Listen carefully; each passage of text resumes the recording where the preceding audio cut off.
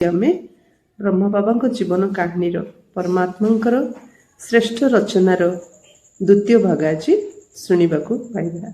शिव बाबा ने आदेश दिया है कि अब भारत जाने में ही कल्याण है, साथ साथ सेवा तथा परीक्षा भी है। बाबा, हम इतने सब यज्ञवत्स भारत में कहां और कैसे जाएंगे? हुक्मी हुक्म चला रहा है। ओम शांति। स्वयं निराकार ज्योतिर्बिंदु शिव बाबा ए संसार रे ब्रह्मांक शरीर रे दिव्य अवतरण करी ब्रह्मांक मुखरु नूतन सृष्टिर किपरि रचना करुछंती तार प्रथम भाग आमे पूर्व शुणिथिले। आज आमे ब्रह्म बाबा जीवन कहानी परमात्मा श्रेष्ठ रचनार द्वितीय भाग आज शुणा पाइबा। चलंतु आमे आज से महान विभूति प्रजापिता ब्रह्म बाबा भारत कराची गले, पुणी कराची भारत को आसी किपरि सेवार अभिवृद्धि कले से विषय आज आम समस्ते शुणा। तो बाबा जो भवन रे रहुतिले भारत रे ताको लकी भवन से भवन रो ना थिला। तो बाबा से दिन तांकर संकल्प आसला सकाळ 5 रु पिला मानकु साथी रे नै कि से चली जाइथिले समुद्र कूल को। किंतु जो माने अपोजिशन वाले से तो जଣା नथिला, से सबुआडे कबाड़ बंद करी किरोसिनी पेट्रोल सब ढाळिगिरी से बिल्डिंग रे निया लगेई देखुचंती। एबे समस्त भितर मरियली भाबुचंती। किंतु 7 सब दिन क्लास होतला, भाबुतले भितर समस्त थिबे, समस्त मर जाइथे। किंतु 8 हेलाडू देखिलाडू बाबा सब पिलान सहित सेठी आसुचंती। एमाने भितर कुआडू आसले देखि से माने आश्चर्य हेले। किंतु जाहा को रखी भगवान तार बाकी कोन करि परियो। सेथिमेई देखाला जे बाबा देखिले जे बहुत अपोजिशन करसंती, सेठ बाबा कराची पळेले, जोठी कि जोटा वर्तमान पाकिस्तान साइड रे अछि। तो बाबा जेतळ पाकिस्तान साइड को कराची पळेले, तो धीरे धीरे सब भाई भणी माने मध्ये बाबा पाखु जिबार आरंभ कले। सेठी पुणी बाबा छोट पिल्लांको पई गोटे बोर्डिंग स्कूल सेठी स्टार्ट कले कराची रे। ए जो बोर्डिंग स्कूल जो रखिथिले, बाबा भाबिले ए छोट पिल्ला माने बाबांकर विजन थिला जे भगवान आसंती सत्ययुग रचना करिया पई। ताले सत्ययुग रचना करिया पई तो समय दरकार। ताले छोट पिल्ला को जदी गाइडलाइन करी से माने बड़ हले से माने ही आगु को ए सब संभाळिबे। तो सेही दृष्टिकोण रे बाबा से मानकर बोर्डिंग स्टार्ट करले, पढ़ाई पिल्ला को पढ़ले 350 सेतळ छोट पिल्ला थिले। तो बाबा जेतळ सेठी 36 रे बाबा सेठी गले, 36 रु 47 जाई सब ठीक रे चलला। बाबा जितल कराची गले समस्त सेठी गले। तो 1947 रे भारत स्वाधीन होला परे भारत पाकिस्तान जितल डिवाइड हेला, आमी से समय अवस्था जानछु। हिंदू माने हिंदुस्तान साइड, मुस्लिम माने पाकिस्तान साइड। से समय रे बाबा कौन करिवे, से समय रे एते जो 350 भाई भौणी खाइबा पीबा रहिबा केमती हबो। सेठू बाबा सेठर जे कलेक्टर सहित मिसिले। कलेक्टर आसिले, कहिले आपण कौन कथा चिंता करंतुनी, समस्त पई प्रतिदिन पनीपरिबा आ क्षीर मु पठे देबी, भितर कहा कोले बाहर को बाहर करंतुनी, कारण समस्त हिंदू थिले ना। तो बाबा 14 वर्ष जन को मध्य से बाहर को बाहर करिया दिन। 14 वर्ष बाबा से समस्त घोर तपस्या करैथिले। से 14 वर्ष रे डेली जीवन आमे किपरि जापन करिबा, सखाळु किपरि उठिबा, सखाळु उठिले काहू हलेई उठौ नथिले। आमे काहा गले हलेई उठौचंती ता टच करिरे पिला मानंगु। किंतु बाबा गीत बजौथिले अमृत बेला रे, उठ जाओ मेरे राजकुमार उठ जाओ, गीत बाजिले पिलाने उठुथिले। रात्रि सोइला बेला आउथरे गीत बाजिले समस्त सोउथिले। जहाँ भी रोषेई होतला बाबा कहिबे फर्स्ट अंके हमर चैतन्य ठाकुर आंकु प्रथमे पिल्ला को दबो, तापर समस्त आंकु पाखरे भोग लोग, तापर समस्ते खाइयो। ने बाबा राजकुमार राजकुमारी परि पालन दउथिले। से समय रे देश रे लोकंकर बहुत कष्ट, हणा हणी मरा मरी रक्तर नदी छुटुची, सब धर्म को नै बहुत युद्ध हंगामा। किंतु से समय रे बाबांक पिल्ला माने जेमति बहुत केयरफुली जत्नर सहित बाबांकर छत्र छाया थिले। 14 वर्ष घोर तपस्या कले। तापरे 14 वर्ष पर 1950 रे बाबा को जमती शिव बाबांकर निर्देश है जेहेतु मु भारत आसी भारत को चल तो ए भितरे कौन है ना बाबांकर चित्ते संपत्ति 14 वर्ष 350 जन जदि बसिकी खाइबे बसी खाली तो नई बारी सरज पुणी ता सहित बाबांकर जो डायरेक्शन है जे वर्तमान एथर भारत चल सेठू बाबा गोटे ग्रुप को पठेले भारत को जे एमती गोटे पहाड़ एमती गोटे बिल्डिंग खोज जो आम समस्ते रही पारू भाई भौणी को एकाठी करी पठेले से माने आसिले से माने सब हिमालय दिल्ली मुंबई सब केते जगह से माने बुली बुली सब पहाड़ घूरी घूरी देखिले लास्ट को से माने आरावली पर्वत को पसंद कले आ आरावली पर्वत रे राजा भरत राजांकर ब्रिज कोठी से कोठीटा को दादी माने पसंद कले आ सेठी रहिले ठीक हबो कही बाबा को मेसेज देले तो सेठू पुणी समस्ते मिसिकी बाहर लेतर भारत को आसिया पे तो जेतल बाबा कलेक्टर को मेसेज देले कलेक्टर कहले आम द्वारा कौन भूल है कि आपण माने जीवा बाहर नाई ये परमात्मा संदेश बाबा कहले आ समस्ते बहुत दुख कले से माने कहले कलेक्टर कहले पाकिस्तान रो जे ये पाक थिला किंतु एबे आपण माने पळेले ये नापाक हे जो पाक माने पवित्र स्थान थिला किंतु आपण माने परमात्मांकर खुदांकर दोस्त माने पळेले ये नापाक हे जो पवित्र हे जो एमती कहि कि से दुख प्रकाश करथिले आ समस्त को तांकर ऑफिसर मानंगु कर्मचारी मानंगु ऑर्डर देथिले कि गोटे छुंची मध्य जेमती तांकर एठी छाडी के जिबेनी सब किछि ताको पैकिंग करी दियो आ से निजे मध्य सहयोग देथिले बहुत बड़ जहाज पानी जहाज गोटे बुकिंग करथिले आ से जहाज रे सब जिनस ए टू जेड नेकी आस्थिले कारण जेतरो भारत पाकिस्तान डिवाइड हेतिला गोटे नियम थिला ना हिंदू ना मुस्लिम गोटे भी जिनिस के कार नेकी जाई परिएनी हिंदुस्तान वालांगर पाकिस्तान रे जते प्रॉपर्टी थाओ सब छाडी के जिबा बाध्य आ मुस्लिम मानकर जते प्रॉपर्टी थाओ हिंदुस्तान रे सब छाडी के जिबा बाध्य एमती ही हेतिला डिवाइड समय रे तो जी भी हिंदू माने जते भारत आस्थिले सब बाबा को देई देई की पळि आस्थिले माने बाबांगर अगणा जेंति पूरा भरी ही आइतला जिंस पत्र रे काहे कि ना से समय साल तो नहीं के आसपारेनी आ तांको जोटा बहुत भल लाउतला से सब बाबा को पाखरे देकी आसी होतले तो बहुत गुडा जिंस बाबा को पाखरे एकाठी थिला तो से सब नहीं कि बाबा जहाज रे आसिले किंतु जहाज रे आसिला आले जोरे तूफान आसला तो जहाज रो जे कैप्टन कहले बाबा को बाबा एबे जहाज कूलर लागिया मई जेतु तूफान लाग जेते 2 घंटा देरी हे जो बाबा कहले ऑलरेडी हमर ट्रेन टाइम हे जिवो 2 घंटा देरी हेले हमर ट्रेन मिस हे जिवो तेणु बाबा कहले एथर छोट छोट बोट बाहर करो और समस्त बोट रे चलो तो छोट छोट बोट रे सब जिंस आ भाई भौणी माने भरी पैक हेगिरी आसिले स्टेशन पाखु स्टेशन रो पुणी आसिले आरावली पर्वत को सेठी जेतला आसिले बहुत सुंदर कोठी समस्त बहुत सुंदर रहिले जो साधु गंगेश्वर मेसेज देथिले जे आरावली पहाड़ समस्त ये जेमती गुटे पवित्र स्थान एटी सब बहुत मुनि ऋषि माने तपस्या करथिले तो तांकर जण चेला को मथे पठेइथिले जे जाओ तांको से पहाड़ आ से कोठा देखै के आस तो से जो साधु आसीथिले से किछि दिन रहिले बाबांक सहित जेतल बाबांक सहित रही कि विदाय नेबा को बाहरले बाबांक से कहिले मनर गोटे कथा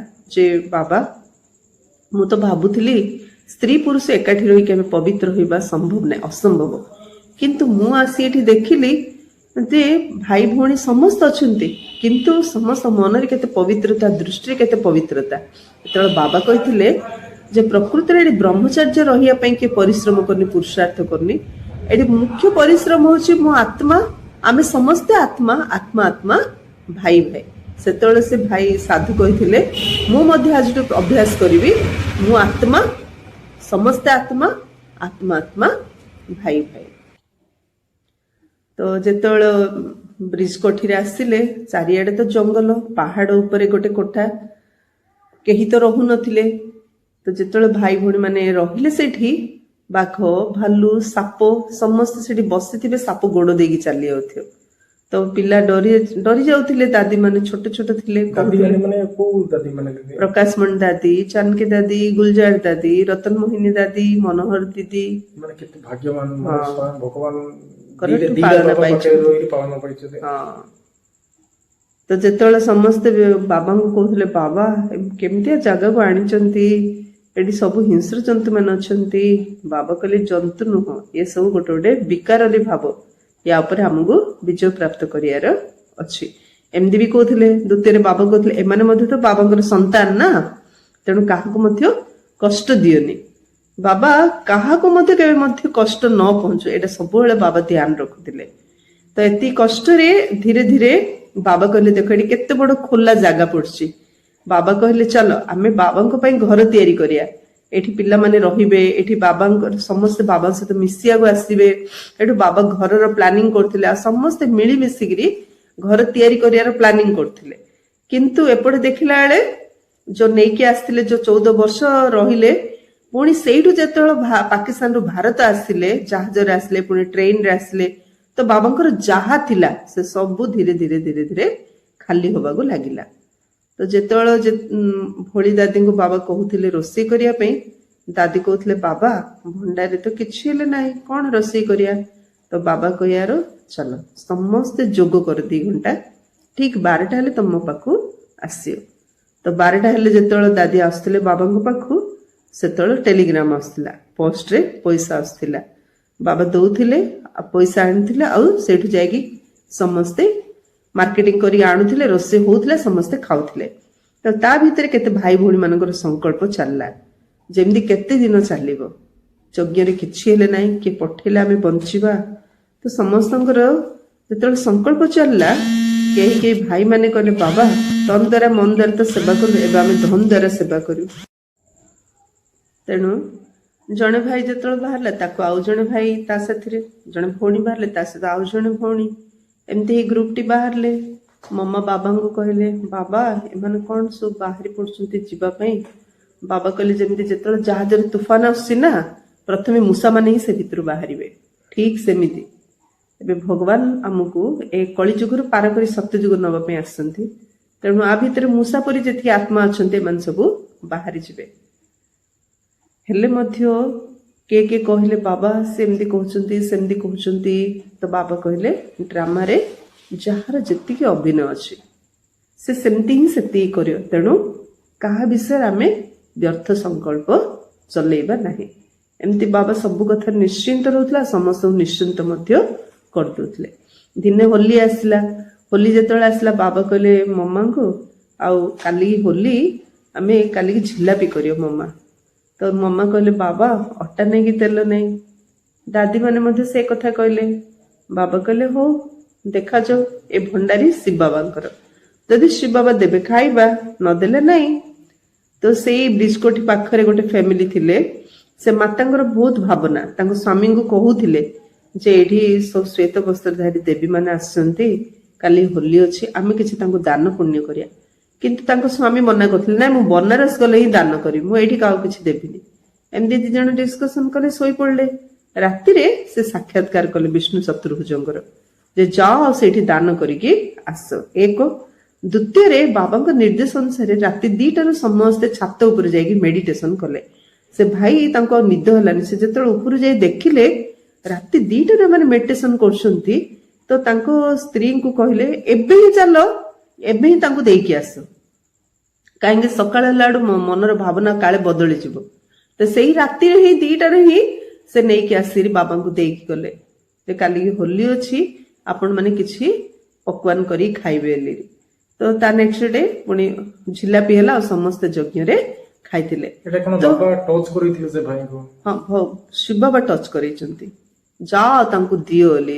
ଏଥିରୁ କଣ ଶିଖ ମିଳୁଛି? ବାବା ଯାହା ଚାହିଁ ତାହା କରିପାରିବେ। ହଁ ହଁ ହଁ ମାନେ ହଁ, ଯାହା ଯୋଉ ବିନାଶ ଯୋଉ କହୁଛନ୍ତି, ଭଗବାନ ଯାହା ଦ୍ଵାରା ଯାହା ଚାହିଁବେ କରେଇ ପାରିବେ। ତେଣୁ ଯାହାର ଭଗବାନଙ୍କ ଉପରେ ନିଶ୍ଚୟ ଅଛି, ସେ ଯେମିତି ପରିସ୍ଥିତି ଆସିଲେ ମଧ୍ୟ ବିଜୟ ପ୍ରାପ୍ତ କରିବ। ତେଣୁ ଯେତେବେଳେ ଜଣେ ଜଣେ ହାତ ଛାଡି ଯାଉଥିଲେ, ମମାଙ୍କୁ ଦାଦି ଦିଦି ମାନେ କହୁଥିଲେ ମମା ଏମିତି ଏମିତି କଥା ହଉଛନ୍ତି, ତ ମମା ଗୋଟେ କଥା କହୁଥିଲେ, ନିଶ୍ଚୟ ବୁଦ୍ଧି ବିଜୟତେ, ବେଫିକର ବାଦଶାହ। ବେଫିକର ବାଦଶାହ ହେଇକି ରୁହ। ବ୍ରହ୍ମା ବାବା ସବୁବେଳେ ବେଫିକର ବାଦଶାହ ହେଇ ରହୁଥିଲେ।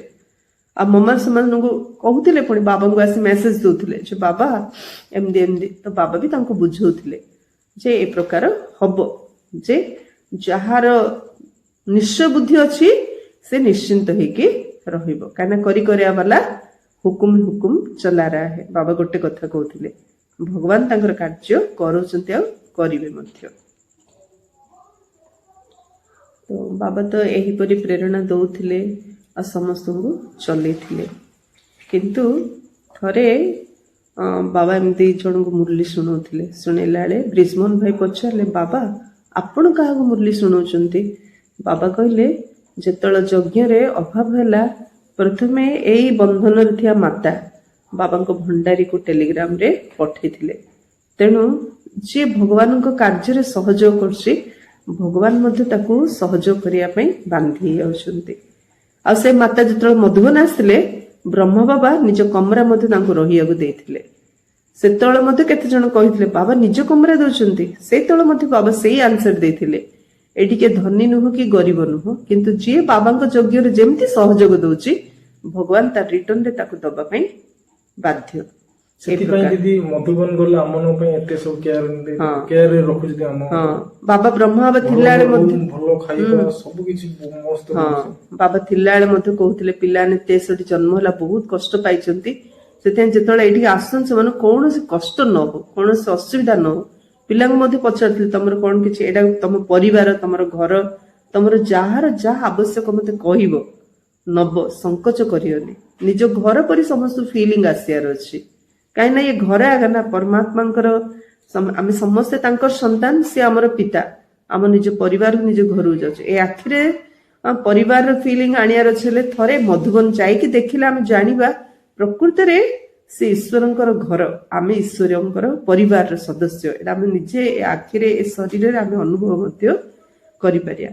ତ ବାବା ସମସ୍ତଙ୍କୁ ସମଦୃଷ୍ଟିରେ ଦେଖୁଥିଲେ ଆଉ ସମସ୍ତଙ୍କର ଯାହା ଇଚ୍ଛା ପୂରଣ କରୁଥିଲେ। କିନ୍ତୁ ବାବା ନିଜେ ଗୋଟେ ପୁରୁଣା ଛପର ଘରେ ହିଁ ରହୁଥିଲେ। ବାବା ନୂଆ ବିଲ୍ଡିଂରେ ରହୁନଥିଲେ।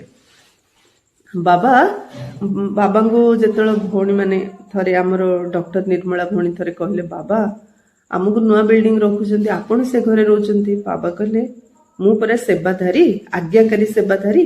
ସେବାଧାରୀ ମାନେ କୋଉଠି ରୁହନ୍ତି? ଏମିତି ଘରେ ହିଁ ରୁହନ୍ତି ନା। ତାପରେ ନିର୍ମଳା ଦିଦି କହିଲେ, ବାବା ମୋ ବାବା କହୁଛନ୍ତି ବମ୍ବେରେ ସେଇଠି ଘର ଗୋଟେ ଦେବି, ଆଉ ମତେ କିନ୍ତୁ ଗାଁ ଗାଁ ବୁଲିକି ସେବା କରିବା ବେଶୀ ଇଚ୍ଛା। ବାବା କହିଲେ, ସେ ଯୋଉ ଜାଗାରେ ଘର ଦେବି ସେଇଟା ମଧ୍ୟ ତ ବମ୍ବେର ଛୋଟିଆ ଗାଁ ଟା ନା, ତ ଡବଲ ସେବା କର, ଡକ୍ଟର ହୁଅ, ଡବଲ ଡକ୍ଟର ହୁଅ। ତ ଦିଦି ହଁ କହିଥିଲା। ସେଠି ତାଙ୍କ ବାବା ତାଙ୍କ ପାଇଁ ଘର ମଧ୍ୟ ଦେଇଥିଲା, ଆଉ ସେ ସେଠି ସେବା ମଧ୍ୟ ରହିକି କରିଥିଲେ। ଏମିତି ବାବା ପିଲାଙ୍କ ସହିତ ପିଲା, ବଡମାନଙ୍କ ସହିତ ବଡ ହେଇକି ସମସ୍ତ ସହିତ ମିଶୁଥିଲେ। ବାବା ଏମିତି ପାହାଡ ଉପରୁ ମଧ୍ୟ ପିଲାଙ୍କୁ ସାଥିରେ ନେଇକି ଯାଉଥିଲେ। ପିଲାମାନେ ହାଲି ଯାଉଥିଲେ, ଥକି ଯାଉଥିଲେ ଭାଇ ଭଉଣୀ ମାନେ, କିନ୍ତୁ ବାବା ଥକୁ ନଥିଲେ। କାରଣ ଥକି ହେଲେ ବାବା ଛିଡା ହେଇକି ଯାଉଥିଲେ, କହିବେ ପିଲେ ଜାଣୁଛ ତମ ସହିତ କିଏ ଯାଉଛନ୍ତି? ଅଲମାଇଟି ଅଥରିଟି। କହିଲେ ପୁଣି ସମସ୍ତଙ୍କ ଭିତରେ ଉମଙ୍ଗ ଛୁଆ ଆସିଲା, ପୁଣି ଆଉଥରେ ବାବାଙ୍କ ସହିତ ପାହାଡି ଉପରୁ ଚାଲୁଥିଲେ। ବ୍ୟାଡମିଣ୍ଟନ ଖେଳିଲା ବେଳେ ମଧ୍ୟ ଯୋଉ ଟିମ୍ ଟା ହାରି ଯାଉଥିଲେ ବାବା ତାଙ୍କୁ ଟଲି ଦେବାକୁ କହୁଥିଲେ।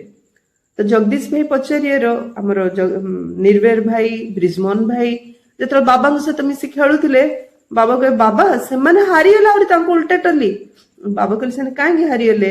ବାବା ଭୁଲିଯିବା ଯୋଗୁଁ ହାରିଗଲେ ନା। ଟଲି ଖାଇଲେ ପୁଣି ବାବାଙ୍କ ମନେ ପକେଇ ଆଉଥରେ ଗେମ ରେ ଜିତିବେ, ସେଥିପାଇଁ ଟଲି ଦିଆହଉଛି। ଏମିତି ବାବା ସମସ୍ତଙ୍କ ଭିତରେ ଉମଙ୍ଗ ଉତ୍ସାହ ଭରୁଥିଲେ ଆଉ କହୁଥିଲେ ଯାହାର ଯାହା ପସନ୍ଦ ତାର ସେମିତି ଟ୍ରିଟମେଣ୍ଟ ହଉ, କାହାକୁ କୌଣସି ପ୍ରକାର ଅଭାବ ଅସୁବିଧାର କିଛି ହେଲେ ଫିଲିଙ୍ଗ ନ ଆସୁ। ଏମିତି ବାବା ସମସ୍ତଙ୍କୁ ବହୁତ ପ୍ୟାର ଦଉଥିଲେ, ସମ୍ମାନ ଦଉଥିଲେ, ସ୍ନେହ ଦଉଥିଲେ। ଇଭେନ କ୍ଲାସ କଲାବେଳେ ମଧ୍ୟ ସମସ୍ତେ କ୍ଲାସରେ ବସିଥିଲେ, ବାବା ପିଲାଙ୍କୁ ପିଠି କରି ଯାଉନଥିଲେ। ବାବା ପିଲାଙ୍କୁ ଆଗରେ ପଛୁ ଯାଇକିରି ବାବା ତାଙ୍କ ପିଲାଙ୍କଠୁ ବିଦାୟ ନଉଥିଲେ। ବାବା ଏତେ ସମ୍ମାନ ଆଉ କେୟାର ନଉଥିଲେ ପିଲାଙ୍କର। ତ ଯେତେବେଳେ ଶେଷ ସମୟରେ ମମାଙ୍କର ମଧ୍ୟ ଦେହ ଅସୁସ୍ଥ ହେଇଗଲା। ଯେତେବେଳେ ମମାଙ୍କର ଦେହ ଅସୁସ୍ଥ ହେଲା, ବାବା ତାଙ୍କୁ ବମ୍ବେ ପଠେଇ ଦେଇଥିଲେ। ବମ୍ବେରେ ରମେଶ ଭାଇ ତାଙ୍କର କେୟାରିଂ ନେଇଥିଲେ, ହସ୍ପିଟାଲରେ ଜଏନ୍ କରିଥିଲେ। ଆଉ ଡକ୍ଟର ଯେତେବେଳେ ଦେଖିଥିଲେ ମମାଙ୍କୁ, କହିଥିଲେ ଆଙ୍କୁ ତ କ୍ୟାନ୍ସର ହେଇଯାଇଛି, ତେଣୁ ଆଙ୍କୁ ତ ଏବେ ସେ ଯୋଉଠି ପରିବାର ରହୁଛନ୍ତି ସେଇ ପରିବାରକୁ ହିଁ ନେଇଯାଆନ୍ତୁ। ତ ରମେଶ ଭାଇ ତ ବହୁତ ଦୁଃଖ କରିଥିଲେ, କାନ୍ଦିଥିଲେ, ବାବାଙ୍କୁ କହିଥିଲେ ବାବା କହୁଛନ୍ତି ଏଇଟା କ୍ୟାନ୍ସର ଲାଷ୍ଟ ଷ୍ଟେଜ, ଆଉ ବେଶୀ ଦିନ ବଞ୍ଚିବେନି। ତ ବାବା କହିଥିଲେ ଚିଠି ଲେଖିକି ଦେଇଦିଅ, ମମାଙ୍କୁ ଚିଠି ଲେଖିକି ଦେଇଦିଅ, କିଛି ଅସୁବିଧା ନାହିଁ, ଯେ ତାଙ୍କର ଏ ଷ୍ଟେଜ ଡକ୍ଟର କହିଛନ୍ତି, ଆଉ ତାଙ୍କୁ ମାଉଣ୍ଟ ଆବୁ ନେଇକି ଆସ। ତ ବାବା କହିବା ଅନୁସାରେ ମମାଙ୍କୁ ମାଉଣ୍ଟ ଆବୁ ନେଇକି ଆସିଥିଲେ। ବାବା ତାଙ୍କୁ ଲାଷ୍ଟ ସମୟ ଯାଏଁ ତାଙ୍କର କେୟାରିଂ ନେଇଛନ୍ତି, କିନ୍ତୁ ମୋହ ରଖିନଥିଲେ। ବାବା କାହା ସହିତ ମଧ୍ୟ ମୋହ ରଖିନଥିଲେ। ମମାଙ୍କୁ ସବୁ ଦାୟିତ୍ୱ ଦେଇଥିଲେ।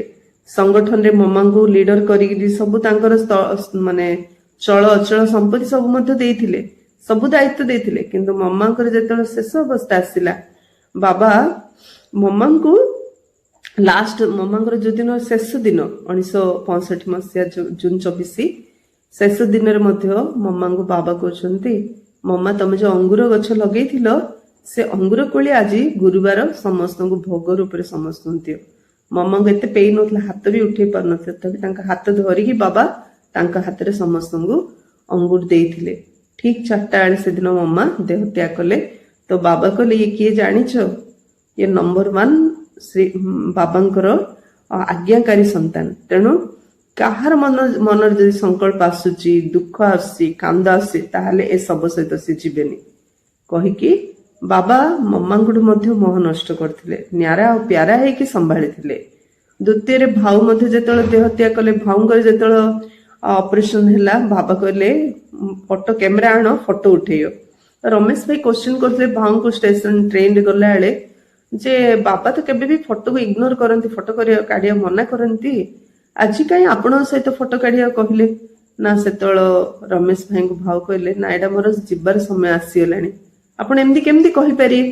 ନା ମୁଁ ବାବାଙ୍କୁ ଗୋଟେ ଏପିଲ କରିଥିଲି, କଣ ବାବା ଆପଣଙ୍କର ତ ଶିକ୍ଷିତ ପିଲାମାନେ ଆସିଗଲେଣି, ରମେଶ, ନିର୍ଭର ଭାଇ, ଜଗଦୀଶ ଭାଇ, ବ୍ରିଜମୋହନ ଭାଇ, ଆଉ ମୋର କଣ ଆବଶ୍ୟକ ବାବା? ଯେମିତି ଆପଣ କୁଆଡେ ଗଲେ ଇନ୍ ଆଡଭାନ୍ସ ଆପଣ ପାଇଁ ସବୁ ପ୍ରିପେୟାର କରୁଥିଲି, ଏବେ ସତ୍ୟଯୁଗ ଯିବା ପାଇଁ ମଧ୍ୟ ଆଡଭାନ୍ସ ପାର୍ଟିରେ ମତେ ପଠାନ୍ତୁ, ମୁଁ ସେଇଥି ପାଇଁ ପ୍ରିପାରେସନ କରି।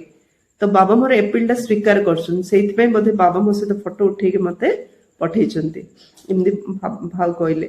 ତାପରେ ଯେତେବେଳେ ସେ ଅପରେସନ ହେଲା, ଅପରେସନ ପରେ ବହୁତ ସିରିୟସ ହେଇଗଲେ, ଭାଉଙ୍କୁ ରାତିରେ ନିଦ ହିଁ ହେଲାନି। ସେତେବେଳେ ରମେଶ ଭାଇ ଫୋନ କରି ବାବାଙ୍କୁ କହିଲେ, ବାବା ତାଙ୍କୁ ବହୁତ କଷ୍ଟ ହଉଛି, ଶୋଇପାରୁନାହାନ୍ତି। ତ ବାବା ଛାତ ଉପରେ ବସି ରାତି ସାରା ରମେଶ ଭାଇ ଭାଉଙ୍କୁ ସକାଶ ଦେଇଛନ୍ତି। ତ ସେ ପୁରା ଶାନ୍ତିରେ ନିଦରେ ଶୋଇଛନ୍ତି। ତ ଦାଦି ଯେତେବେଳେ କହିଲେ ରମେଶ ଭାଇଙ୍କୁ ବାବା ରାତି ସାରା ବସି ତାଙ୍କ ପାଇଁ ଯୋଗ କରୁଥିଲେ, ସେତେବେଳେ ରମେଶ ଭାଇ କହିଲେ, ଓ ସେଇଥିପାଇଁ ଆଜି ରାତିରେ ସେ ଶାନ୍ତିରେ ଶୋଇ ପାରିଲେ। ତାପରେ ସକାଳେ ଭାଉ ଦେହ ତ୍ୟାଗ କରିଦେଲେ। ଦେହ ତ୍ୟାଗ କରିଦେଲେ ଯେତେବେଳେ ରମେଶ ଭାଇ ବାବାଙ୍କୁ ଫୋନ କଲେ, ବାବା ଆଉ ବମ୍ବେଠୁ ବମ୍ବେରୁ ଅହମ୍ମଦାବାଦରୁ ତାଙ୍କ ଶବକୁ ମାଉଣ୍ଟ ଆବୁ ଆଣିଦେବି, ତା ପାଇଁ ମୁଁ ପ୍ରିପାରେସନ କରିଦେଲି। ବାବା କହିଲେ, ନାଇଁ, ଆମର ରିଲେସନ ଆତ୍ମା ସହିତ, ଯଦି ଆତ୍ମା ଉଡିଗଲା ଶରୀରକୁ ଆଣି ଏଠି କଣ କରିବା? ତମେ ସମସ୍ତେ ଅଛ, ସେଇଠି ହିଁ ତାଙ୍କର ଶବ ସଂସ୍କାର କରିଦିଅ। ଦେଖ ଥିଲା ଯେ ତାଙ୍କର ପୁରା ଯିଏ ବି ଅଛି ଥିଲେ ଯେ ବାବା ତାଙ୍କର ପୁରା କେୟାର ନଉଥିଲେ, ତେଣୁ ଶରୀର ଛାଡି ଦଉଥିଲେ, ଗୋଟେ ସେକେଣ୍ଡରେ ମୋହ ନଷ୍ଟ କରିଦଉଥିଲେ। ତେଣୁ ବାବାଙ୍କର ଚରିତ୍ର ଏତେ ଶ୍ରେଷ୍ଠ, ଏତେ ଉତ୍ତମ, ଏତେ ମହାନ, ଏତେ ପବିତ୍ର, ଏତେ ଦିବ୍ୟ ଥିଲା। ଏହିପରି ବାବା ଜଣ ଜଣଙ୍କୁ ପାଳନା ଦଉଥିଲେ। ଯେତେବେଳେ ଶେଷ ସମୟରେ ବାବାଙ୍କର ମଧ୍ୟ ଯେତେବେଳେ ଶେଷ ସମୟ ଆସିଲା, ବାବା ଆମର ଅହମ୍ମଦାବାଦରେ ଗାନ୍ଧୀନଗରରେ ଆମର ଜଣେ ଭଉଣୀ ଅଛନ୍ତି, ସେ ଥରେ ବାବାଙ୍କୁ କହିଥିଲେ, ବାବା ମୁଁ ସୂକ୍ଷ୍ମ ବତନରେ ଯୋଉ ବାବାଙ୍କୁ ଦେଖୁଛି ସେ କେତେ ସୁନ୍ଦର, ଆପଣ ଏତେ ସୁନ୍ଦର ନୁହନ୍ତି। ବାବା କହିଲେ, ହଉ 3-4 ମାସ ପରେ ତମେ ମୁଁ ଆଉଥରେ ପଚାରି କହିବ, ଏକଥା କାହାକୁ କୁହନି। କହିଲେ, ବାବା ପୁରୁଷାର୍ଥ କରୁଛନ୍ତି ନା, ଯେତେବେଳେ କମ୍ପ୍ଲିଟ ହେଇଯିବ ନା, ତ ସୂକ୍ଷ୍ମବତନରେ ଯୋଉ ବାବାଙ୍କୁ ଦେଖୁଛ ସେମିତି ଦେଖାଯିବେ।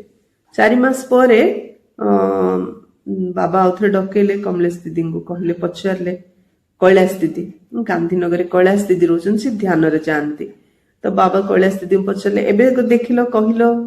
ନା ବାବା ମତେ ବେଶୀ ଦେଖିଲେ ସେ ସୂକ୍ଷ୍ମବତନ, ବାବା ସୂକ୍ଷ୍ମବତନରେ ଯେମିତି ଆପଣ ସେମିତି ହିଁ ଅଛନ୍ତି, ଆପଣ ହିଁ ସେଇଠି ଅଛନ୍ତି।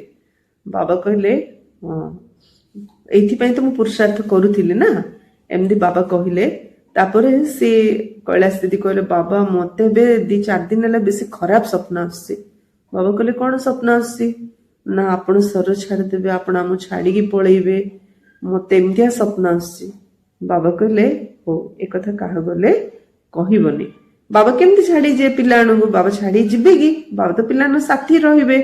ଏମିତି ବାବା ତାଙ୍କୁ ବୁଝେଇଦେଲେ।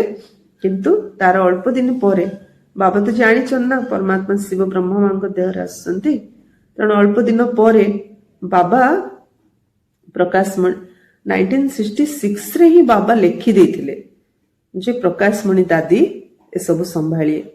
ଆମର ଆଡମିନିଷ୍ଟ୍ରେଟିଭ ହେଡ୍ ହେବେ ପ୍ରକାଶମଣି ଦାଦି। ଏପ୍ରିଲ 1, 1966 ରେ ଲେଖିଥିଲେ। ଆଉ ଏଡମିନିଷ୍ଟ୍ରେଟିଭ ହେଡ୍ ସହିତ ଆମର ଦିଦି ଏଡିସନାଲ ଏଡମିନିଷ୍ଟ୍ରେଟିଭ ହେଡ୍ ହେବେ। ଏମିତି ବାବା ସବୁ କିଛି ରେଜିଷ୍ଟ୍ରେସନ କରିଦେଇଥିଲେ। 1969 ଜାନୁଆରୀ 18ରେ ସକାଳେ ବାବାଙ୍କୁ ଟିକେ ଦେହ ଅସୁସ୍ଥ ଥିଲା, ତ ବାବା ତ କ୍ଲାସକୁ ଗଲେନି। ପ୍ରକାଶମଣି ଦାଦି ପାର୍ଟି ନେଇକି ଆସିଲେ ବମ୍ବେରୁ, ସେ ଯିବାକୁ ବାହାରିଥିଲେ କିନ୍ତୁ ବାବା ତାଙ୍କୁ ମନା କଲେ, 4 ଦିନ ରହିଯାଅ ବୋଲି କହିଲେ। ତାପରେ ବାବା ସବୁ ଜିନିଷ ବୁଲେଇ ବୁଲେଇ ଦେଖେଇଲେ, କୋଉଠି ଗହମ ଅଛି, କୋଉଠି ଅଟା ଡାଲି ଅଛି, ଚାଉଳ ଅଛି, କୋଉଠି ଘର ହବ, କୋଉଠି ଛାତ ପଡିବ, କଣ କଣ ବାବାଙ୍କ ମାଇଣ୍ଡରେ ସବୁ ପ୍ଲାନିଂ ସବୁ ଦାଦିଙ୍କୁ ଦେଖେଇ ସବୁ କହିଲେ। ତାପରେ ଦାଦି କହିଲେ ତା ବାବା, ଡକ୍ଟର ମଧ୍ୟ ସେଦିନ ମନା କରିଥିଲେ ଦେହ ସୁସ୍ଥ ନାହିଁ, ଅମୃତଳାରେ ଉଠିବନି, ଥଣ୍ଡାକୁ ଯିବନି। କିନ୍ତୁ ବାବା ଉଠିଥିଲେ, ଯୋଗ କରିଥିଲେ, କିନ୍ତୁ ସକାଳେ କ୍ଲାସକୁ ଯାଇନଥିଲେ, ଦାଦି କ୍ଲାସ କରିଥିଲେ। ସନ୍ଧ୍ୟାରେ ମଧ୍ୟ ତାଙ୍କର ଦେହ ଅସୁସ୍ଥ ଅଛି ବୋଲି ଦାଦି ମନା କଲେ, ମାତ୍ର ବ୍ରହ୍ମା କହିଲେ ନା ମୁଁ ସକାଳେ କ୍ଲାସ ଆଟେଣ୍ଡ କରିନି, ଏବେ ସନ୍ଧ୍ୟାରେ ମଧ୍ୟ ଯଦି ନ ଯିବି ତ ପିଲାଙ୍କର ସଂକଳ୍ପ ଚାଲିବ, ତେଣୁ ମୁଁ ତ ନିଶ୍ଚୟ ଯିବି କହିଲେ।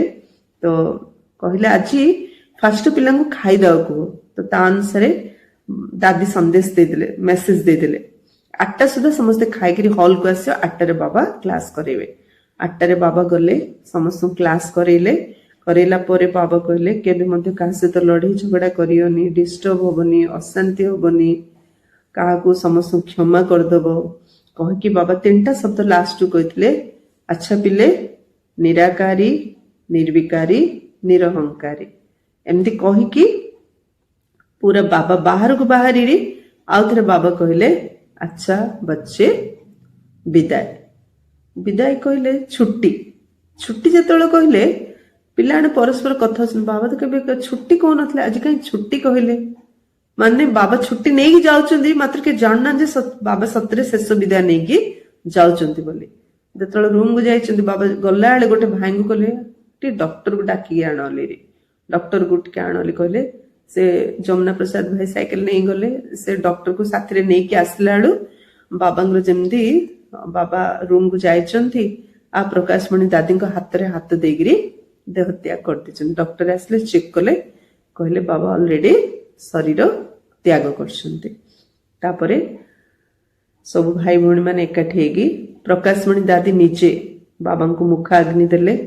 ଆଉ 3 ଦିନ ବାବାଙ୍କର ଶବକୁ ରଖା ହେଲା, କିନ୍ତୁ କୌଣସି ଦୁର୍ଗନ୍ଧ ନାହିଁ କି ସେ ଶବ ମଧ୍ୟ ହାର୍ଡ ନାହିଁ। 3 ଦିନ ଯାଏ ଶବ ସେମିତି ସ୍ମୁଥ ହେଇକି ଥିଲା। ସବୁଆଡୁ ସବୁ ଭାଇ ଭଉଣୀ ମାନଙ୍କୁ ଦାଦି ମେସେଜ ଦେଇଥିଲେ, ଆଉ ସମସ୍ତ ଭାଇ ଭଉଣୀ ଏକାଠି ହେଲେ। 3 ଦିନ ପରେ ବାବାଙ୍କର ଶବକୁ ସଂସ୍କାର କରାହେଇଥିଲା। ତ 1969 ଜାନୁଆରୀ 18ରେ ବାବା ଯେମିତି ସବୁ ଦାଦିଙ୍କ ହାତରେ ବିଲ୍ ପାୱାର କରିଦେଇକି ଶରୀର ତ୍ୟାଗ କରିଥିଲେ। ତ 1969 ରୁ 2007 ଯାଏ ଦାଦି ପ୍ରକାଶମଣି ଛୋଟିଆ ବୃକ୍ଷକୁ ବଡ କଳ୍ପ ବୃକ୍ଷରେ ପରିଣତ କଲା ପରି ସାରା ବିଶ୍ୱରେ ବାବାଙ୍କର ସନ୍ଦେଶ ଦେଇ ଚାଲିଲେ। 2007ରେ ଦାଦି ପ୍ରକାଶମଣି ସେବାକୁ ଅନେକ ଗୁଣରେ ବଢେଇ, ଅନେକ ଭାଇ ଭଉଣୀ ମାନଙ୍କର ବୃଦ୍ଧି କରି, ଅନେକ ସେବା କରିକି 2007ରେ ଦାଦି ପ୍ରକାଶମଣି ଦେହତ୍ୟାଗ କରିଥିଲେ। ଯେତେବେଳେ ଦାଦି ପ୍ରକାଶମଣି ଦେହତ୍ୟାଗ କଲେ, ନେକ୍ସଟ ଆମର ଆଡମିନିଷ୍ଟ୍ରେଟିଭ ହେଡ୍ ହେଲେ ଦାଦି ଜାନକୀଜୀ। ଜାନକୀ ଦାଦି 2007ରୁ 2011 ଯାଏଁ ଆମର ଆଡମିନିଷ୍ଟ୍ରେଟିଭ ହେଡ୍ ଥିଲେ। ଯେତେବେଳେ ଜାନକୀ ଦାଦି 2007ରୁ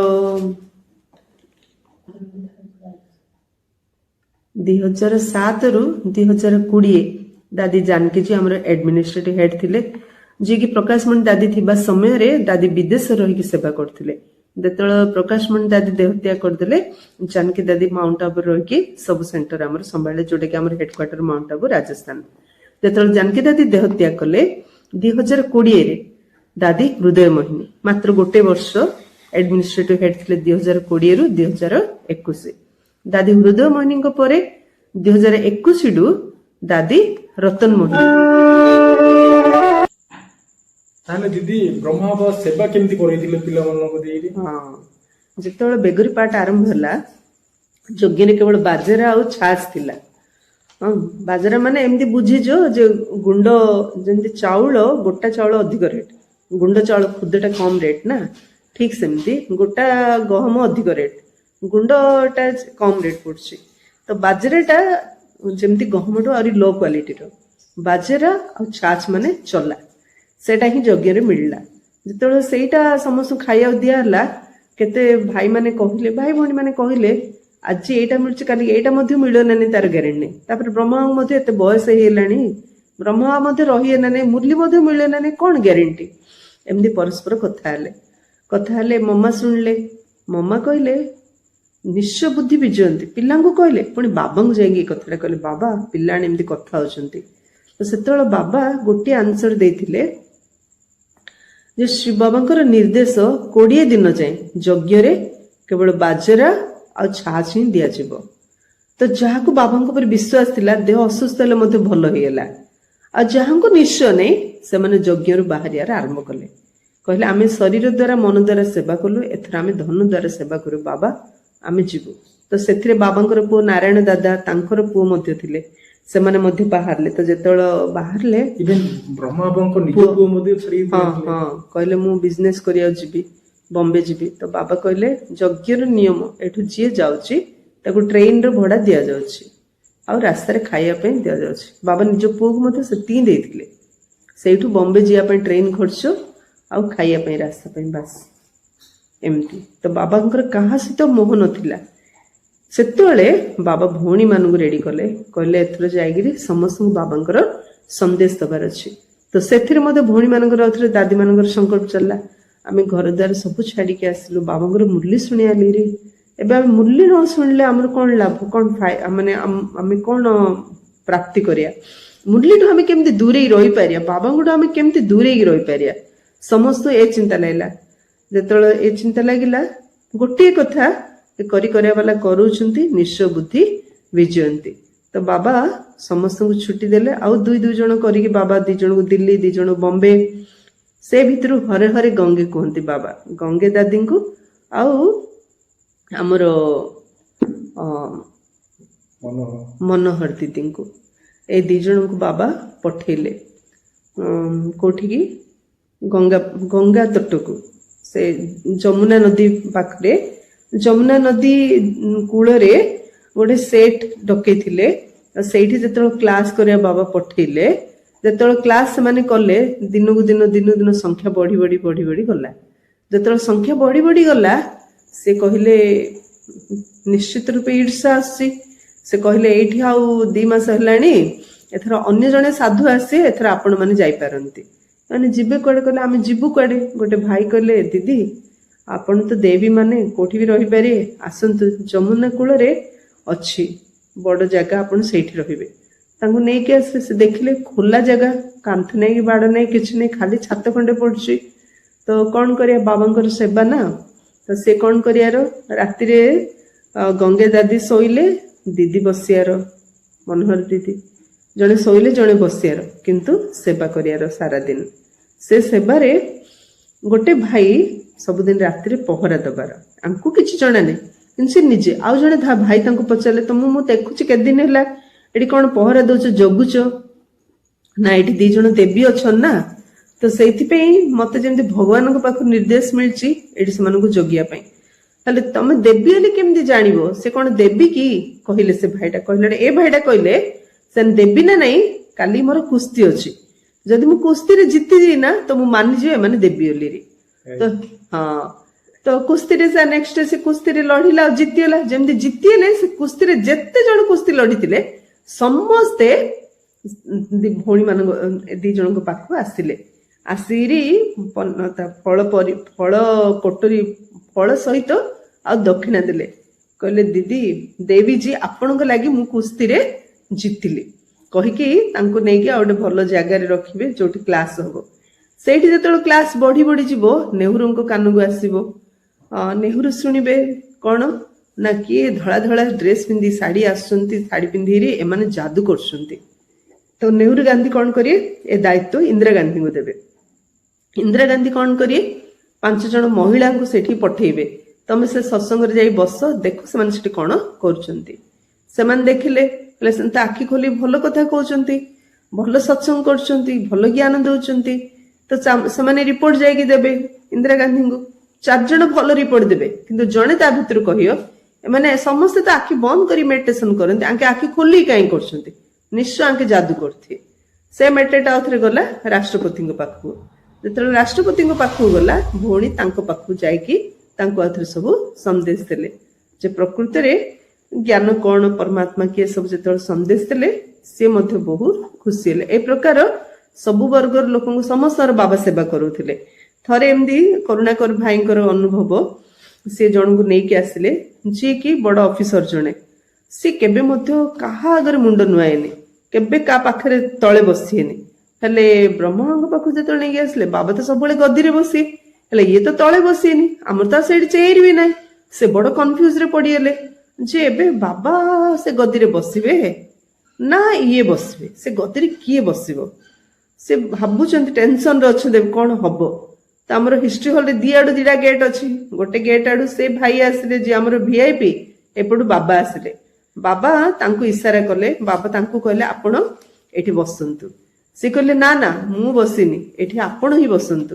ତାପରେ ବାବା ଆଉ ସେ ଦି ଜଣ ଯାକ ତଳେ ବସି ପଡିଲେ। ଆଉ ବାବା ଯେତେ ତାଙ୍କୁ ଜ୍ଞାନ ଶୁଣିଲେ ସେ ପୁରା ମନ୍ତ୍ରମୁଗ୍ଧ ହେଇଗଲେ। ତ ସମସ୍ତେ ଆଶ୍ଚର୍ଯ୍ୟରେ, ଇଏ କେବେ କୋଉଠି ତଳେ ବସିଏନି, କେବେ କାହା ଆଗରେ ମୁଣ୍ଡ ନୁଆଇନି, କେବେ କାହା କଥା ଶୁଣିବନି। ଏ ପୁରା କେତେ ମାନେ ବାବାଙ୍କର ପ୍ୟାରେ ପୁରା ବୁଡି ଯାଇଛି। ଏମିତି ବାବା ସମସ୍ତଙ୍କୁ ବଚ୍ଚେ ବଚ୍ଚେ କହିକି ସମ୍ବୋଧନ କରିକି ସମସ୍ତଙ୍କୁ ଶ୍ରୀ ବାବାଙ୍କର ସନ୍ଦେଶ ଦେଇ ଦେଇକିରି ଦାଦି ମାନଙ୍କ ଦ୍ଵାରା, ଭାଇମାନଙ୍କ ଦ୍ଵାରା, ନିଜେ ମଧ୍ୟ ସବୁ ସେବାରେ ଲାଗୁଥିଲେ। ଜଗଦୀଶ ଭାଇ ନିଜର ଅନୁଭବ କଲେ। ମୁଁ ପ୍ରଥମ ଥର ଯେତେବେଳେ ବାବା ମିଳନକୁ ଗଲି, ଦେଖିଲି ମୁଁ ଗଲାବେଳେ ବ୍ରହ୍ମା ବାବା ପଥର ସବୁ ଉଠେଇକି ସାଇଡ ରଖୁଛନ୍ତି। ମୁଁ କହିଲି ଏତେ ବୟସରେ ଇଏ ପଥର ଉଠଉଛନ୍ତି, ହେଲେ ସେବେ କଣ କୋଇଲା ଟ୍ରେନ, ଦେହ ସାରା କଳା ହେଇଯାଇଥିବ ଗଲାବେଳେ। ଇଆଡେ ଭାଇ ନିଜେ ଅସ୍ନା ମଇଳା ଗନ୍ଧି ହେଇକି ଅଛନ୍ତି, ସେଟା ବାବା ସେବା କରୁଛନ୍ତି। କଣ କରି ଭାବି ପାରୁନାହାନ୍ତି, କିନ୍ତୁ ବାବା କହିଲେ ଯାଅ ତମେ ଗାଧେଇ ପାଧେଇ ଫ୍ରେଶ ହେଇକିରି ଆସ, ତାପରେ କଥା ହେବା ମିଶିଆ। ତ ସେଇଠୁ ସେ ଯାଇକି ଫ୍ରେଶ ହେଇକି ଆସିଲେ, ବାବାଙ୍କ ସହିତ ମିଶିଥିଲେ। ତ ବାବା ତାଙ୍କୁ କହୁଥିଲେ ଦେଖ ପରମାତ୍ମା ଆସିଛନ୍ତି, ଆଉ ଏ ଦୁନିଆରେ ବିକାରର ବୋଲବାଲା ଚାଲିଛି। ଆରେ ଗୋଟେ ଦେବୀଙ୍କୁ ଯେ କୁଦୃଷ୍ଟିରେ ଜଣେ ଦେଖିପାରୁନି, ସୀତାଙ୍କୁ କେମିତି ରାବଣ ଉଠେଇକି ନେଇଯିବ, ଏ ଜ୍ଞାନ ତମକୁ ସମସ୍ତଙ୍କୁ ବୁଝେଇବାକୁ ପଡିବ। ତ ଜଗଦୀଶ ଭାଇ ହଁ ହଁ କହିଲେ। ହଁ କହିଲେ ବାବା କହିଲେ ଲାଠି ମାଡ ଖାଇବ ଜାଣିଛ ନା। ତ ଜଗଦୀଶ ଭାଇ କହିଲେ ଯେ ଲାଠି ମାଡ ଖାଇଗଲି ଯେମିତି କହିଲେ, ସେ କହିଲେ ବାବା, ବାବାଙ୍କର ତ ପରିଚୟ ଦବାକୁ ପଡିବ ନା, ସନ୍ଦେଶ ତ ଦବାକୁ ପଡିବ ନା। ତ ସେତେବେଳେ ବ୍ରହ୍ମା କହିଲେ ହଁ ନିଶ୍ଚୟ, ବାବାଙ୍କର ତ ସନ୍ଦେଶ ଦବାକୁ ପଡିବ। ପରମାତ୍ମା ଆସିଛନ୍ତି, ସତ୍ୟ ଗୀତା ଜ୍ଞାନ ଦଉଛନ୍ତି ସମସ୍ତଙ୍କୁ, ତ ଏ ସେବା ତୁମକୁ କରିବାକୁ ହିଁ ପଡିବ। ଏମିତି ଜଗଦୀଶ ଭାଇ ଆଉ ବାବାଙ୍କର କଥୋପକଥନ ଚାଲୁଥିଲା। ଏମିତି ବାବା ଯିଏ ଯୋଉ ପ୍ରକାର, ଯେମିତି ରମେଶ ଭାଇଙ୍କୁ ଗୋଟେ ଡିଲିଂ କରିବାର ଥିଲା, ଗୋଟେ ଜାଗା ଡିଲିଂ ହେଇପାରୁନଥିଲା, ସେ ଦାୟିତ୍ୱ ରମେଶ ଭାଇଙ୍କୁ ଦେଇଦେଲେ। ରମେଶ ଭାଇ ଆମର ଚାର୍ଟେଡ ଆକାଉଣ୍ଟାଣ୍ଟ ଥିଲେ, ସେ ପୁରା କମ୍ପ୍ଲିଟ କରିକି ପଳେଇ ଆସିଲେ। ତ ଭାଉ କହିଲେ ବାବା ଯିଏ ବି ଯୋଉଟା ଦେଲେ ଆପଣ ଚେକ୍ କରୁଥିଲେ, ଏବେ ରମେଶ ଭାଇ ଏଟା କରିକି ଆସନ୍ତୁ, ଚେକ୍ କରୁନାହାନ୍ତି। ତ ବାବା କହିଲେ ରମେଶକୁ ପଚାର ତା ଦ୍ୱାରା କାମଟା କରେଇଲା କିଏ, ଅଲମାଇଟ୍ ଅଥରିଟି ତା ଦ୍ୱାରା ଏ କାମଟା କରେଇଲେ, ତେଣୁ ଆଉ ଚେକିଂ କରିବାର କଣ ଆବଶ୍ୟକ। ତେଣୁ 100% ରାଇଟ୍। ଏମିତି ବାବା ପ୍ରତ୍ୟେକ କର୍ମ ପରଫେକ୍ଟଲି ଆକ୍ୟୁରେଟ କରୁଥିଲେ। ଆଜିର ଦିନ କାଲିକି ଛାଡୁ ନଥିଲେ, ଆଜିର କାମ କାଲି ପାଇଁ ଛାଡୁ ନଥିଲେ। ବାବା ଲାଷ୍ଟ ଦିନ ମଧ୍ୟ ବାବା ସମସ୍ତେ ଯୋଉ ବି ଚିଠି ଦଉଥିଲେ, ସେ ଚିଠିର ସେ ରିପ୍ଲାଏ ଦଉଥିଲେ। ତ ଯିଏ ଯିଏ ବାବାଙ୍କୁ ଚିଠି ଦେଇଥିଲେ, ଯାହାର ଯାହାର ସାଇନ ଥିଲା ସେ ଚିଠିରେ, ବାବା ସେ ସମସ୍ତର ନାଁ ଲେଖିକିରି ସେମାନଙ୍କୁ ରିପ୍ଲାଏ ଦେଇକିରି ସେ ଚିଠି କମ୍ପ୍ଲିଟ କରିଥିଲେ। ଦାଦି କହିଥିଲେ ବାବା ଯେତିକି ଥାଉ କାଲି ଦେଲେ ହବନି। ବାବା କହିଥିଲେ ନା, ଆଜିର କାମ ଆଜି, ଆଜିର କାମ କାଲିକି ରଖାଯାଏନି। ତ ବାବା ଦେହ ଅସୁସ୍ଥ ହଉ, କେତେ କାମ ଥାଉ, ବ୍ୟସ୍ତ ଥାନ୍ତୁ, କିନ୍ତୁ ପିଲା ଗୋଟେ ଚିଠି ଲେଖୁଥିଲେ ତାକୁ ଡବଲ ଲେଖୁଥିଲେ, କି 2ଟା ପେଜ ଲେଖିଲେ ତାକୁ 4 ପେଜ ଲେଖୁଥିଲେ, କି 4 ପେଜ ଲେଖିଲେ ତାକୁ 8 ପେଜ ଲେଖି ଦଉଥିଲେ। ସମସ୍ତଙ୍କ ଭିତରେ ସବୁବେଳେ ଉମଙ୍ଗ ଉତ୍ସାହ ବାବା ଭରି ଦଉଥିଲେ, ଆଉ ସମସ୍ତର ବହୁତ କେୟାର ମଧ୍ୟ ନଉଥିଲେ। ଏହିପରି ବାବା ଛୋଟ ଛୋଟ ଦାଦି କନ୍ୟା ମାନଙ୍କୁ ବାବା ନିଜ ସମାନ କରିକିରି, ସେଇ ଛୋଟ ଛୋଟ ଭାଇ ମାନଙ୍କୁ, ଛୋଟ ଛୋଟ ଭଉଣୀ ମାନଙ୍କୁ ଦାଦା ଦିଦି କରି ନିଜ ସମାନ କରି ଗଢିକି ଦେହତ୍ୟାଗ କଲେ। ଏବେ ଦେଖୁଛନ୍ତି ଦାଦି ରତନ ମୋହିନଙ୍କ ପରେ ଆମ ଡକ୍ଟର ନିର୍ମଳା ଦିଦି 2021ରୁ 25 ଯାଏଁ ଆଡମିନିଷ୍ଟ୍ରେଟିଭ ହେଡ୍ ଥିଲେ। ଏବେ ପୁଣି ଆମର ମୋହିନୀ ଦିଦି ଯିଏକି ଆମେରିକାରେ ରହୁଥିଲେ, ଏବେ ସିଏ ଆମର ଆଡମିନିଷ୍ଟ୍ରେଟିଭ ହେଡ୍ ହେଇକି ଆଶ୍ରମ ଆମର ହେଡକ୍ୱାର୍ଟରକୁ ଚଲେଇଛନ୍ତି। ଛୋଟିଆ ବୀଜ ପରମାତ୍ମା ସେ ବ୍ରହ୍ମାଙ୍କ ଶରୀରରେ ଅବତରଣ କରି ଏ ଜ୍ଞାନ ଦାନ କରିଥିଲେ। ଆଜି ଏ ଛୋଟିଆ ବୀଜଟି ବହୁତ ବଡ଼ ବୃକ୍ଷ ରୂପରେ ବଟ ବୃକ୍ଷ ରୂପରେ ସାରା ବିଶ୍ୱରେ ଇଏ ବିଚ୍ଛୁରିତ ହୋଇଛି। ପ୍ରତ୍ୟେକ ଧର୍ମ ବର୍ଗ ଜାତି ଛୋଟ ବଡ଼ ଲକ୍ଷ ଲକ୍ଷ ଭାଇ ଭଉଣୀ ଆସି ପ୍ରତିଦିନ ଏ ଜ୍ଞାନ ଅର୍ଜନ କରୁଛନ୍ତି। କାରଣ ପରମାତ୍ମାଙ୍କର ଗୋଟିଏ ଲକ୍ଷ୍ୟ ଏ ସଂସାରକୁ ସମ୍ପୂର୍ଣ୍ଣ ଦୁଃଖରୁ ସମ୍ପୂର୍ଣ୍ଣ ସୁଖୀ କରିବା। ସେ କାର୍ଯ୍ୟ ଏବେ ଚାଲିଛି ଆଉ ଚାଲିଛି ମଧ୍ୟ। ତେଣୁ ଆମେ ଯଦି ପ୍ରକୃତରେ ଏ କାର୍ଯ୍ୟଟି କେତେ ଦୂର ସଠିକ ଯଦି ନିଜେ ଆମେ ହୃଦୟଙ୍ଗମ କରିବାକୁ ଚାହୁଁଛୁ ତାହେଲେ ଆସନ୍ତୁ ଦେଖନ୍ତୁ ଆମର ମେନ୍ ହେଡକ୍ୱାର୍ଟର ମାଉଣ୍ଟ ଆବୁ ରାଜସ୍ଥାନ, ଯୋଉଠି ପରମାତ୍ମା ଏ କାର୍ଯ୍ୟ ଏବେ ମଧ୍ୟ ଚଲେଇଛନ୍ତି। ଆଚ୍ଛା, ଓମ୍ ଶାନ୍ତି।